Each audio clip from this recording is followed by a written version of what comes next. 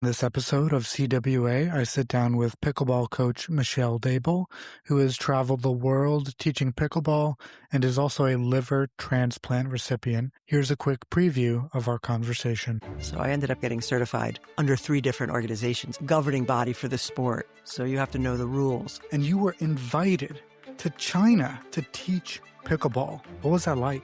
They're already prepared to win the Olympics. You can play this game smart, or you can play this game powerfully. Pickleball saved my life. I was depressed. This is not a great solution to someone having organ failure. You get chills. I've literally gotten calls from someone in Paraguay saying, when you're declared brain dead, there's no chance of surviving. I had sudden acute liver failure, but probably the thing that people don't understand. And now here is the full conversation with Michelle Dable. I hope you enjoy. Pickleball. It's really popular now, but I feel like when you started it, it wasn't as popular. How did you first find out about the sport? So I started 8 years ago, and it was because I was attending the Transplant games and I was playing tennis. And they announced the next Transplant games, we're going to do pickleball. And I turned to my tennis partner and go, what in the world is pickleball? I never heard of this game. And she said, oh, it's a really fun game. I have a place in Florida and I learned how to play down there. So I'll show you how to play. So, okay. So we practiced a little. I was like, all right, this is fun. But I was playing a load of tennis. So I was like, not going to really do too much of this. I don't have time. But then as things progressed, it was harder and harder to find people to play tennis with. And I wanted to practice pickleball. So I would corral my tennis friends and corrupt them and bring them to the pickleball side. And they were like, oh, you're taking us to the dark side. But then they fell in love with it. So it went from like 10, 15 people in a town nearby to 200 and 300. And that list is now well over 1,000 of people that want to play this game. So let's say I'm a tennis player. How transferable are those skills to pickleball? They really are transferable, I'd say 90%. There's only a couple of changes that a tennis player needs to make, often with the extent of their stroke, whereas a tennis stroke is going to be almost a full wind up and coming through the ball. A pickleball court is a quarter of a tennis, so you really only need a quarter of that stroke. So you basically just use the front piece of a tennis stroke. And then there's some rules where in tennis you can serve a ball overhead. In pickleball, it has to be underhand. You have to let the ball bounce to the opponent, and then their ball, when they return your serve, also has to bounce, which in tennis, you can serve and volley. So once a tennis player understands those rules, they adjust really quickly. They've been tracking a ball. They've been chasing it. They've been looking for openings in the court. They understand the strategy of moving someone and then sending it to the spot where they're not standing. So it really is a beginner pickleball player who has background in a racket sport like tennis, racquetball, even handball, and any of the other type racket sports gets ping pong really good at pickleball fast. You started out playing pickleball, but now you're teaching pickleball. How did you get into that? So as I converted my friends, I would realize people would be like, oh, somebody else wants to learn. Somebody else wants to learn. And I'd be like, okay, they can come. But then I would set up an appointment and sometimes they wouldn't come. And I thought, it's probably because they have no skin in the game. So I know how to play, but let me go and find out about getting credentials. So I'm insured and safe to do this. And then I might make them pay me $20 so that they have to pay something so they're going to actually show up. Because a lot of times people they don't pay for something and it's a little inconvenient for the moment. They may say we're going to come, but then not come. So I decided during COVID, I had time because everybody was locked up in their homes. And so there was a lot of online classes that you could take. And so pickleball was one of them. So I did a lot of the online stuff on pickleball during COVID. And then when COVID sort of broke, you could do this in-person training for the other pieces. So I ended up getting certified under 3 different organizations that kind of compare them. I didn't need all that insurance, but it was good to have.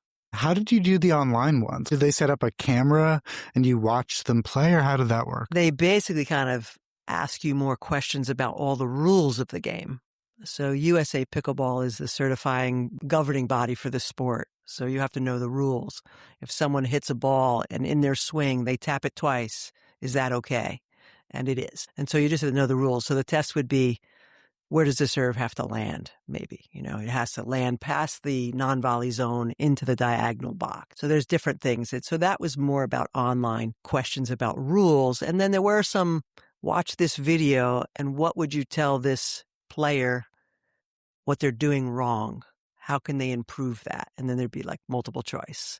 And so you got a fair amount of input that way. There wasn't a whole lot you could do like how I would show somebody. There was one point where they said, can you show us how you might push the ball in a soft way?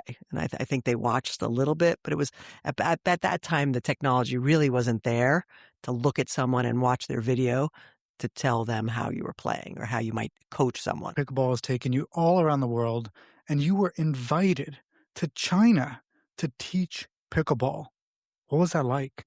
China was fantastic. We were treated like royalty. We had a chance to teach children, adults. We went to schools. We went to community centers. We taught inside corporations that have floors dedicated towards sports. So they would have like 8, 9 pickleball courts. And, other countries aren't as far along in the game as the United States. So they're looking for people to come over to help them understand the game and also build up their coaches and their clients. And so they're already prepared to win the Olympics when the pickleball shows up as an Olympic sport. It translates really well to ping pong, and ping pong skills and spins are very hard to deal with. What was the skill level of the people you were teaching? Were there people who realistically could, when it becomes Olympic, be in the Olympics for it? We met a lot of folks that were nationally ranked and internationally ranked ping pong players, some badminton as well. So their mechanics, once you said, make this little change, they were incredible. So it won't be long. I even said, I know you want to come back here next year, but all of the coaches here probably aren't strong enough to come back to the people that are going to be here when we come again. Wow. What advice do you have for beginners? What's a common beginner mistake with pickleball? For the most part, a beginner comes and they don't want to look foolish. They're worried that everybody else is going to be better than them. And they're going to bring down the team, so to speak. So for me, when I have a beginner, I'm just trying to get them to have fun. I don't really care if you win a point. I want you to have fun and stay safe. And so I'll joke around and I'll just try to get them to relax. If they can relax and accomplish a hit, the smile just comes on their face. I get the people that were like, nobody ever picked me for gym to be on their team. My husband's athletic, but I'm not. And I'm always like, doesn't matter. You can play this game smart, or you can play this game powerfully, or you can mix them. You can beat your husband. And those people are like, okay, cool. When can I come again? Wow. It ignites a fire in them. They're like, oh, okay, I can do this. Yeah. And I've had clients that were older that moved maybe to the area and don't have family here that have said, I didn't really have a lot of friends because I didn't know anybody. And when you're older, it's harder to meet people. But pickleball lets you meet hundreds of people. And so she basically said, pickleball saved my life. I was depressed, and I can now pick up my phone and find all these people that'll go out and play pickleball with me. And then we'll go to lunch, or we might go to dinner. So it's a super social game that really fills a niche for people that might not be out in the public otherwise. Wonder why pickleball does that, creates that community, whereas maybe tennis didn't or other sports didn't. The thought is because of the size of the court. And I would joke because I played a lot of tennis and people get a little stuffy when they play tennis. And I played women's tennis. And so often you see the person across the net talking to their partner and they're looking like they're probably saying something about you, but you can't hear them. So you're like, but on a pickleball court, even if you want to say something about me, I can hear you. You're too close to do that. So it becomes, I'm close. Hi, you have to look me in the eye if you're going to say something about me because you really can't avoid me. So we're going to just be nice, aren't we? Because we're here having a good time. And for heaven's sake, it's a wiffle ball. If you can't just realize how much fun you can have hitting a wiffle ball, you probably are in the wrong spot. That's so interesting about the court size. I never would have thought of that. Yeah, you're close by. You're close by to your partner. You're only 10 feet on my side, 10 feet on my partner's side, and they're 15 feet away from us. So it's close. It's very communal. And you mentioned the Transplant games earlier. Tell me more about that. Yeah, so when I had my transplant, I had no idea that there were other people that also had transplants and that there were a fair amount of them. And I literally went for a massage. I was stressed out, and the massage therapist says, "Oh, you have a liver transplant." I said, "Yeah." She said, "Oh, I donated a kidney to my mom." I said, "Wow, that's really generous and nice to hear. I've not met anybody that's done that." And she said, "Do you know that there's something called the Transplant Games?" I'm like, "No idea, never heard of it." And she said, "Every 2 years in the United States, people that have received a transplant get together along with their donor families, living donors, and then supporters of the cause to get together in areas where people might not understand donation and transplant, to increase the numbers of the registry and to show that they're living a healthy life." So in the prior days of transplant, people were like, "Why would I do that? Because if I do that, I'm going to take all these drugs. I might still have some other problems. This is not a great solution to someone having organ failure." But as time went on, it was a very successful thing if you received the right match. And so the transplant games demonstrated that these people look normal like everybody else and can still move and do athletics, whether they donated a kidney or donated a partial liver or received one. So it was a giant, like, awareness event, kind of like the Olympics for transplant recipients. That's amazing that it shows both sides. Hey, you can do this and you could do amazing things afterwards. Yeah, and it ends up being like this reunion of people. So in the earlier games, I did not know my donor family, and many of the people there did not know their recipients. But you would talk to these families, they would talk to you, and you'd start like just adopting each other. It's like, okay, I'll be your recipient. Doesn't matter. It might not be real. We don't really know. And you never met your donors, whatever. And so everybody just started to support each other because we have this very interesting and kind of bizarre experience that we connect on. And it really is a very incredible experience to be there amongst, when you look around a room and there's 3,000 people that are only there because someone said yes to donation, you get chills. You're like, wow, this is pretty nutty. And then there's world transplant games. So people from all over the world come together and do those. And I've had the privilege to do that. And so I basically have a family of transplant friends and affiliates in the United States as well as international. I've literally gotten calls from someone in Paraguay saying, "My friend's sister needs a liver. Can you talk to her?" And everybody does. Everybody helps each other. It's a real community. What would you say to people who are hesitant to become organ donors? What's stopping us from having more people participate? The biggest problem is people have to be in a hospital on a ventilator to be able to qualify for donation.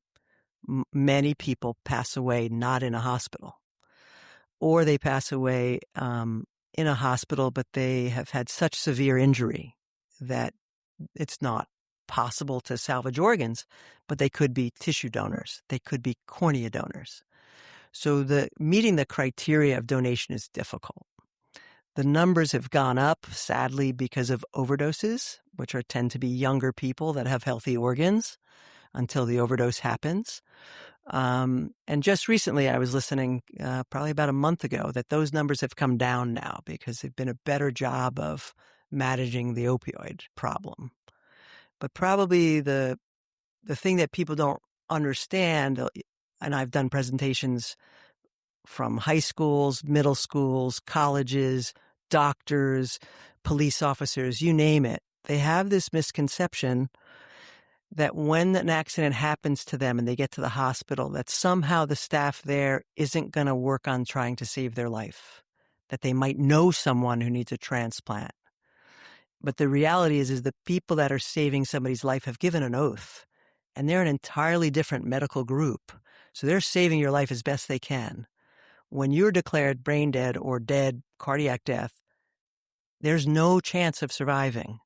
They then bow out, and another team of facilitators come in that are coming in from the organ procurement organization that are finding out, okay, we did multiple tests to verify that this patient is brain dead, has had unsurvivable injury, and is a candidate for donation. And to keep someone who is brain dead and their brain is not telling their organs how to function is actually quite difficult for this team to maintain those organs and keep them healthy inside a body. So they're doing all the things that the brain would have done, increasing blood flow, blood pressure, giving it this, giving it that.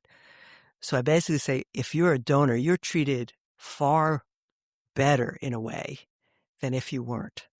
But you're still cared for until you're passing away. There's no survivable opportunity. So there's one image that sticks with me, and it's a little girl standing next to a garbage can. And the wording always was, where would you prefer your organs went? And to me, that said it all. Like, how could you not help someone? You can't take your organs with you. You might as well share them. And if I don't qualify for organ donation, please take all the tissue you can use. Take my corneas, whatever you can use. And if that doesn't, use it for research. Do whatever you've got to do to help somebody else. What about on the recipient end? If I'm receiving a liver from one of those people, how does that work? Is there a list? What does that look like? There is a list. So if you were to have liver failure, most people have a slow liver failure. I had sudden acute liver failure. That's a rare number of people have that happen. But you would go to your doctor and they would evaluate you and they would say, okay, we've done these tests and your liver function is so bad that we know we can keep you alive for a little bit longer, but you're going to have to go on the transplant list. They would basically list your size, height, weight, what organ you need, what your blood type is, and then it goes into a computer system. And if your numbers make you the sickest person in the area that now just had an organ recovered, then you're number one on the list. They would approach your doctor and say, we have a liver for Aiden. This is the criteria. Maybe we don't know everything about it. This person could have been a drug user, so it might be a little risky. Do you want to take it, doc? And the doc would make a decision if they're going to allow that to be the one that they say yes to. They might decline it. They might go ask you. Some doctors will ask their patients, this is the situation. Do you want to accept it? Some will just make the decision because they don't want to transplant something that doesn't last. So let's say they come to you, they're like, hey, we found this liver, and maybe they say this person was in a car accident. Does the doctor get any other data to help them make that decision? They're told whatever information they can glean from a family member of lifestyle. They used to rule out if you had hepatitis. They'd be like, oh no, this donor can't donate because they have hepatitis. Now you'll be told the organ that you might take has hepatitis. Do you want to accept that? And they can transplant that. And then in a month or so, they'll use medicine that will get rid of the hepatitis. So it really is kind of supply and demand and trying to see what's the right fit for the sickest person. And is the doctor going to do the right by you? What was it like when you first found out you had liver failure? I did not know I had liver failure. So it was pretty shocking, actually. I had been working like crazy running a cafe, and I was getting more and more tired. And what I thought was just normal fatigue was probably liver failure, but no one realized that. I have a rare autoimmune disease that was in the background killing my liver, but the liver regenerates. So it might kill it, but then it does okay. Then it kills more, then it does okay, until it got ahead of me. So I ended up really waking up in a hospital bed to be told I had a liver transplant, never knowing that I was critically sick. So there's a doctor, I never met him. He's saying some words. I'm not exactly sure what he's saying. I'm pretty heavily sedated, but I'm coming out of it. And I think he's saying something, you had, and I still couldn't hear it. You had. I'm like, what is he saying? I can't get it. So he leaves the room probably pretty frustrated because I don't really know what he's trying to say to me. But the next day, the nurses come to like look at my incision and they move the sheets. And I look down and I see I have 52 staples holding my gut together. And I'm like, uh-oh, what is that? And then they must have saw my eyes like bugging out of my head. Like, I can't talk. I'm on oxygen and feeding tubes. And they again say, you had a transplant. And I'm like, holy cow. I'm thinking I'm not getting out of here. My arms were half the dimension. I had lost all this weight. They basically transplanted me I had 2 more hours left to live. So I was really on death's door and they saved me. And you said most people, they find out about the liver failure. Maybe it's slower. It sounds like you were just going about your life and then you wake up and they said, transplant's done. We did it. Yeah, I mean, they biopsied my birth liver and they said it disintegrated. We don't really know how you were even standing. There was no way to biopsy it to see what happened. Yeah, it's very puzzling. There's things, and I never knew that other than people that drink too much and get cirrhosis, I didn't know that there's a lot of other autoimmune diseases that attack livers. So there's many transplant recipients that are liver recipients that are kind of ashamed of their transplant because they may have, had a problem that caused the damage. That's a disease also, but it was one they maybe had some input to or could have sought out help. I didn't know it was happening. So when people say, oh, you had a transplant, what'd you have? Liver, they give you a little look. And until I figured out what they were kind of looking at me about, I have an autoimmune disease. I didn't know it was going to happen. It surprised my doctors. What did you know about organ transplants before your liver transplant? Did you know anything? Was it brand new? I knew a little, only because my brother was in research medicine. And I had visited his lab and I saw organs and things in jars. And I was like, wait a minute, what's that? He's like, oh, that's a age whatever heart.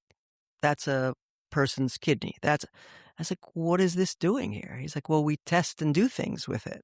We learn about the cells in it. We learn about the diseases that might have been in it. I was like, wow, that's amazing. And I wasn't even 18 yet. And back then, when you turned 18, you could literally on a piece of paper check the box and say you were willing to donate. So I was always willing to donate. I had no idea I would become a recipient. And after you got the transplant, how did you seek out new information? Like, how did you figure out, how do I navigate post-transplant? It's a bit of a crazy flurry of stuff that you have to do.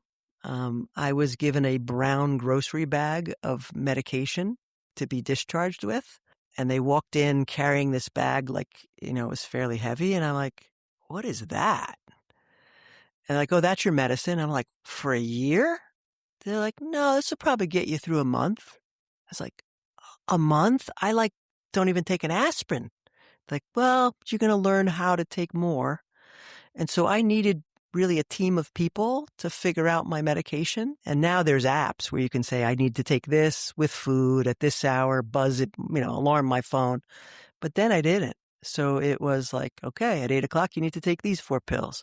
At 10 o'clock, you need to take these and these and these and these. And then that whole was mind blowing. And I had been a very fit, athletic person before, and I could barely walk. I was like, this is really annoying me that when I go from my couch to my kitchen table, I'm too exhausted to eat anything. I got to go back to the couch and go to sleep for a couple hours. So it took a long time for me to get strong enough to even ask, what in the world just happened? So I'd ask my doctors and they're like, well, yeah, this happens. Sometimes people have autoimmune diseases and yeah, we'll see you tomorrow. We'll see you in 2 days. We're going to be testing your blood every week, sometimes twice a week. And when you'd go to a clinic, you'd start seeing other people and you'd be like, oh, what? It was always kind of, what are you in for? And you start meeting people and you understand, okay, there's a lot of people that are kind of on this path that are in this room. But it still wasn't enough until the transplant games. When I went to the transplant games and I'm walking in with a drink and somebody says, hey, what'd you get? I said, an iced tea. And they went, no, you idiot. Aren't you here for the transplant games? I'm like, yeah. Nobody ever asked me that question that way. It's, oh yeah, I'm a liver. Oh, I'm a liver too. And everybody's like, what medicine do you take? What do you do? How do you do it? And I'm like, why are you limping? Oh, I've been on these drugs for a long time and they have effect on your bones. They have effect on your muscles. And I was like, oh, I don't want that.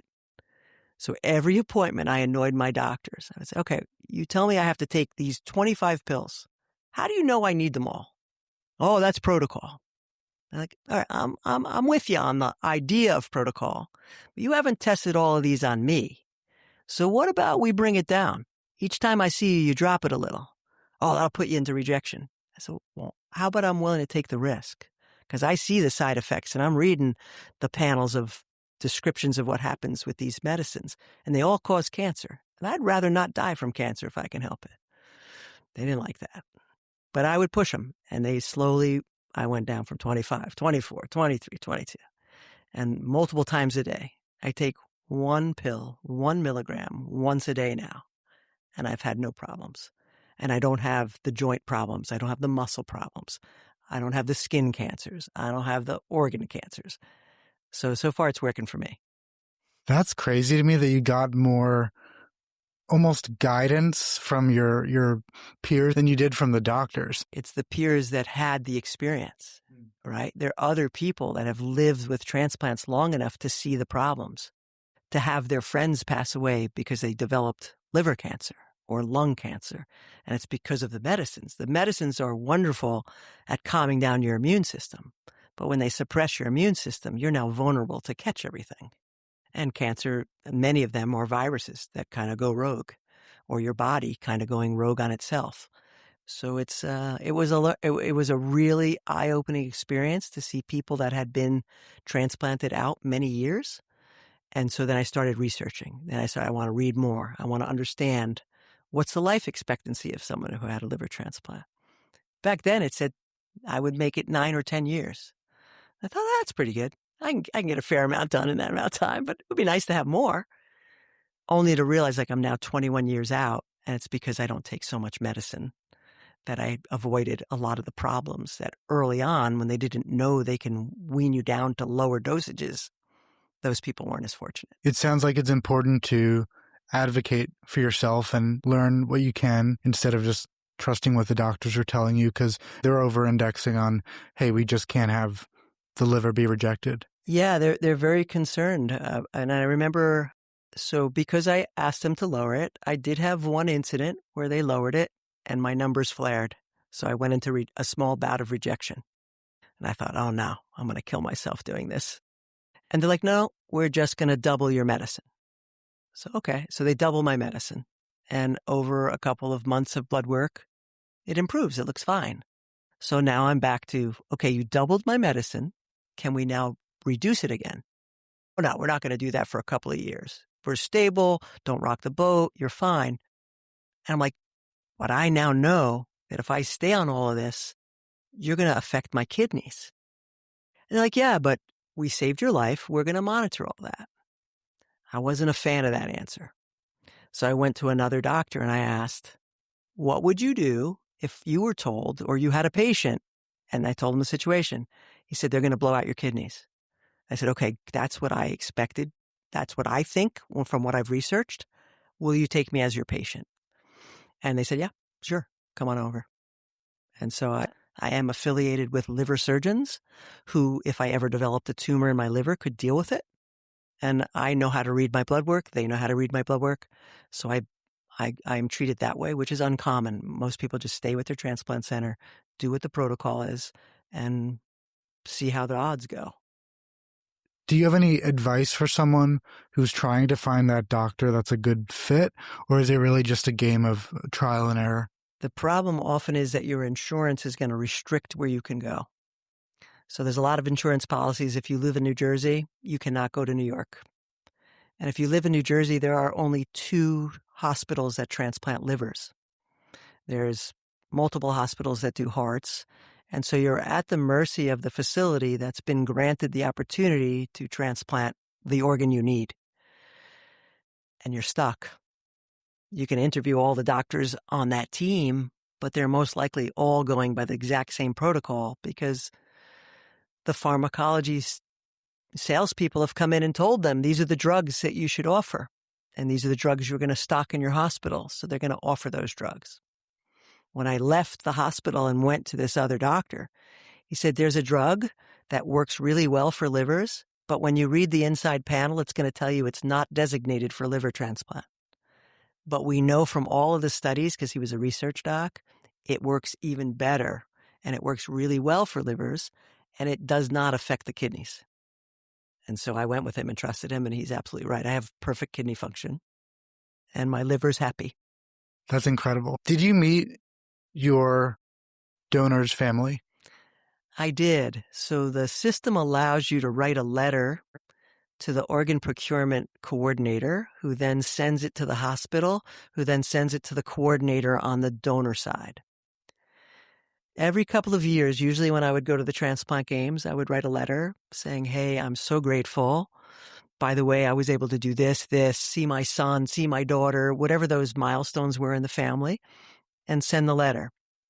I wasn't allowed to share my name. I wasn't allowed to share my location. I wasn't allowed to share anything personal that they might find out who I was, because that's all confidential. And had I put any of that in there, they would black it out. So I sent many letters over the years, but they never made it. So somehow they were lost.